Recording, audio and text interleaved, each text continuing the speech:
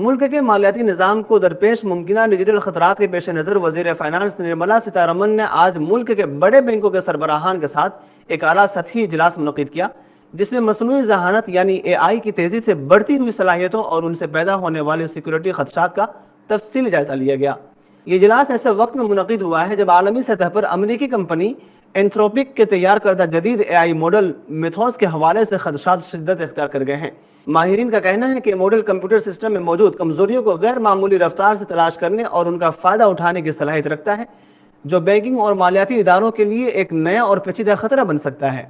اجلاس کے دوران وزیر فائنانس نے واضح ہدایت دی کہ بینک اپنے ڈیجیٹل نظام، صارفین کا مالی سرمایہ اور حساس ڈیٹا کے تحفظ کے لیے فوری اور پیشگی حفاظتی اقدامات اختیار کریں۔ اس نشست میں مرکزی bank, reserve bank of India اور وزارت الیکٹرانکس و انفارمیشن ٹیکنالوجی کا اعلیٰ حکام نے بھی شرکت کی،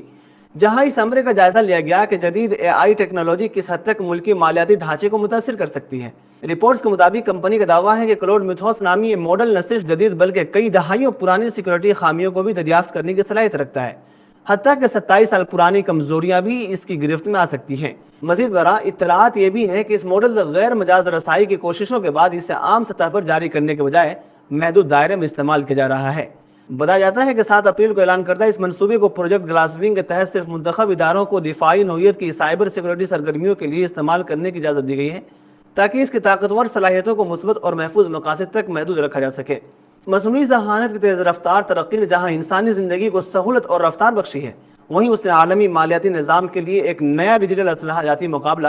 بھی پیدا کر دیا ہے۔ اب خطرہ صرف روایتی ہیکرز یا سائبر جرائم پیشہ گروہوں تک محدود نہیں رہا، بلکہ جدید اے آئی ماڈلز خود ایسے خودکار اوزار بن سکتے ہیں جو لمحوں میں ہزاروں سسٹم کی کمزوریاں تلاش کر لیں۔ اس پس منظر میں حکومت ہند اور مالیاتی اداروں کی پیشگی تیاری محض ایک تکنیکی ضرورت نہیں بلکہ قومی معاشی سلامتی کا تقاضا بن چکی ہے۔ اگر بینکنگ نظام کی ڈیٹا سیکورٹی میں معمولی سی لغزش بھی پیدا ہو جائے تو اس کے اثرات نہ صرف صارفین کے اعتماد بلکہ پورے معاشی ڈھانچے پر مرتب ہو سکتے ہیں۔ حقیقت یہ ہے کہ آنے والے برسوں میں مصنوعی ذہانت کا میدان صرف ترقی اور سہولت کا نہیں بلکہ سیکورٹی، ضابطہ سازی اور اخلاقی ذمہ داری کا بھی سب سے بڑا امتحان ثابت ہوگا۔ جو ریاستیں اور ادارے اس چیلنج کو بروقت سمجھ کر مضبوط حفاظتی ڈھانچہ قائم کریں گے، وہی ڈیجیٹل معیشت کے اس نئے دور میں محفوظ اور مستحکم رہ سکیں گے۔